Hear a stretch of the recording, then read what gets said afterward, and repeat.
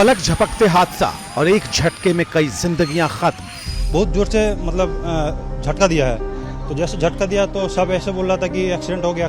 हम भी चिल्ला रहा था, सब रो रहा था। ধাক্কা মারলো, আমরা তো মনে করছি ভূমিকম্প নি হলো ওটা। কি হয়েছে হচ্ছে ঘাবড়ে গেছি, একবার পড়ে গেছি আর টাইমটা হিলছে, এখন হেলাডালা করছে একবারে।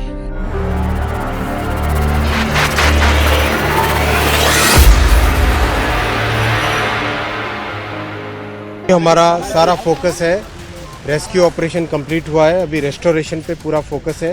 ये मेन लाइन है।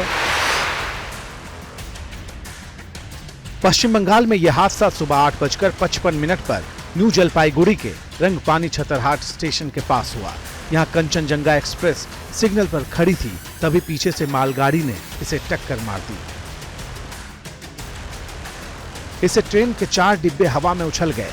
कंचनजंगा एक्सप्रेस के आखिर में एक जनरल डिब्बे के साथ ही 2 पार्सल और एक SLR कोच लगे हुए थे।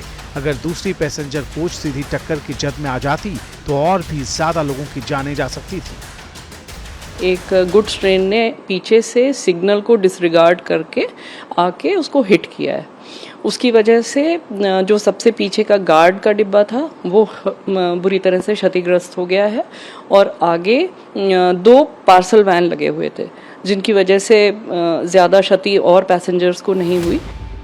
रेल दुर्घटना की ये तस्वीर सिर्फ 2 ट्रेनों के बीच टक्कर की तबाही नहीं दिखाती, ये भी बताती है कि सालों से रेल महकमा पटरियों को जिस कवच से लैस करने की बात करता रहा है, वो सिस्टम अब तक जमीन पर नहीं उतर पाया है।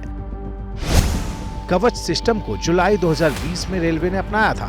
इसे अब तक दक्षिण मध्य रेलवे के 1465 किलोमीटर के ट्रैक और 139 इंजन में ही तैनात किया गया है। देश में रेल नेटवर्क की लंबाई करीब 68,000 किलोमीटर की है और जलपाईगुड़ी में हुए हादसे की ये जगह इस दायरे में नहीं थी। अगर यहाँ कवच सिस्टम होता तो एक ही ट्रैक पर 2 ट्रेनें इतनी करीब नहीं आती, और आती भी तो ये टक्कर से पहले ही रुक जाती। पॉलिटिक्स का समय नहीं है, अभी सारा फोकस होना चाहिए रेस्क्यू और रेस्टोरेशन पे। पैसेंजर सेफ्टी के लिए बहुत बड़ा फोकस है।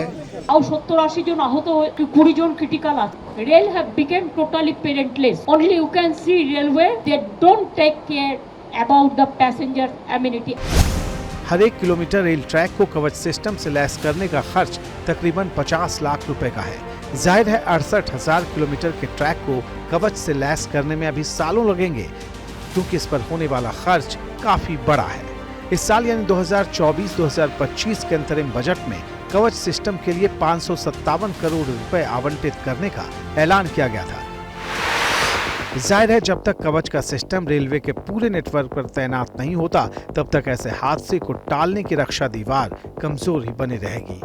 जिस वॉर रूम में बैठ करके पूरी मॉनिटरिंग की गई है, इस वक्त ABP न्यूज़ पर हम आपको दिखा रहे हैं रेल मंत्रालय में बना वही वॉर रूम। और अभी भी यहाँ पर देखिए किस तरीके से जो तमाम अधिकारी हैं वो लगातार मॉनिटरिंग कर रहे हैं, लगातार चर्चा कर रहे हैं। जो भी जानकारी मिल रही है घटनास्थल की वो जुटाई जा रही है। एक एक अपडेट इकट्ठा कर रहे हैं, कितनी ट्रेन का रूट बदला गया है, कौन कौन सी ट्रेन डिले हो रही हैं।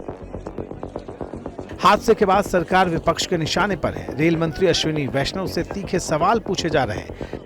एक ज़माना था जब रेल मंत्री इस्तीफा दे दिया करते थे। आज क्योंकि वो घटनास्थल पे जा रहे हैं, उसके लिए भी आप लोग तारीफ कर रहे हैं। आपको जिम्मेदारी लेनी पड़ती है, आपको जवाबदेही स्थापित करनी पड़ती है कि साहब ये दुर्घटना की जवाबदेही ये है। रील बना बना के आप रेल मंत्री बन रहे हैं, तो आप रेल मंत्री नहीं हैं, आप रेल मंत्री हैं। पहले तो उन्हें ये याद दिलाया जाए। रेल मंत्री को तो इस्तीफा मैं क्यों मांगू? मैं तो कहता हूँ देश की जनता ये चाहते कि नरेंद्र मोदी जी जो गलत ढंग से प्रधानमंत्री बन गए हैं, गलत ढंग से सरकार बन गई, तो गलत ढंग से रेल का भी दुर्घटना हो रहा है। राष्ट्रपति को बर्खास्त कर देना चाहिए अगर इस्तीफा नहीं देते हैं तो। सवाल है कि रेल यात्रियों की सुरक्षा को आखिर कब तक फुल प्रूफ बनाया जाएगा, या फिर ऐसे हादसे को रोकने की गारंटी नहीं दी जा सकती।